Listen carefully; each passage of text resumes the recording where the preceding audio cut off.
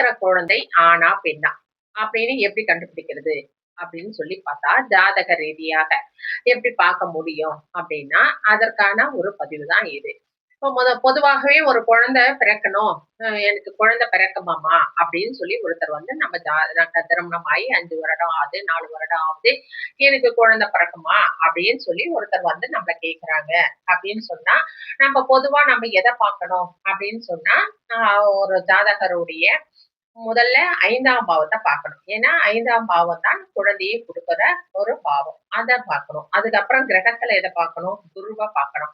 குரு நல்லா இருக்கா? பலமா இருக்கா? எந்த பிரச்சனையும் இல்லையா? அப்படின்னு சொல்லிட்டு குருவ பார்க்கணும். குருவ பார்த்துட்டு அதுக்கப்புறமா அதுவும் கொஞ்சம் கம்மியா சரியில்லை அப்படின்னு சொன்னா நம்ம லக்ன பாவத்தை பார்க்கணும். லக்ன பாவம் ஒருவர் எதை அனுபவிக்கணும், எப்படி அனுபவிக்கணும் அப்படின்னு சொல்லிட்டு இருக்கக்கூடிய ஒரு விஷயம் லக்ன பாவம். சரி, லக்ன பாவத்தை பார்த்துட்டு லக்னபாவம் சரியில்லை அப்படின்னா தெய்வ குடுப்பனை என்கின்ற 9ஆம் பாவத்தை பார்க்கணும். தெய்வங்கள் என்ன சொல்கிறது, உனக்கு இந்த நேரத்துல எந்த மாதிரியான பலன்கள் தரும், தெய்வம் உனக்கு சப்போர்ட் பண்ணுதா, அப்படி இந்த ஜாதகரை சப்போர்ட் பண்ணுதா அப்படின்னு சொல்லிட்டு பாக்குறது இந்த 9ஆம் பாவம் என்கின்ற இந்த தெய்வ குடுப்பனை. சரிங்களா?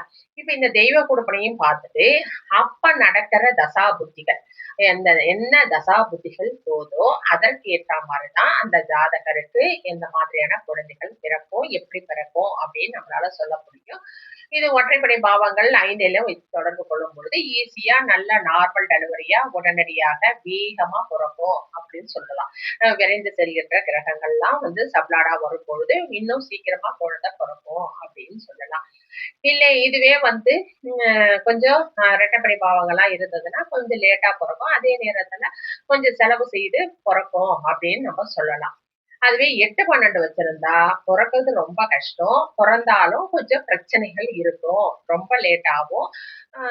தசா புத்தி அந்தரம் இந்த பாவங்கள்லாம் சப்போர்ட் பண்ணலைன்னா குழந்தை பிறக்கவே பிறக்காது அப்படின்னு சொல்லி நம்ம கருத்துல எடுக்கலாம். சரிங்களா? சரி, இப்போ பிறக்கிற குழந்தை இந்த மாதிரி குழந்தை பிறக்குதா இல்லையா அப்படின்னு நம்ம தெரிஞ்சுக்கலாம் அப்படின்னு நீங்க சொன்னீங்க.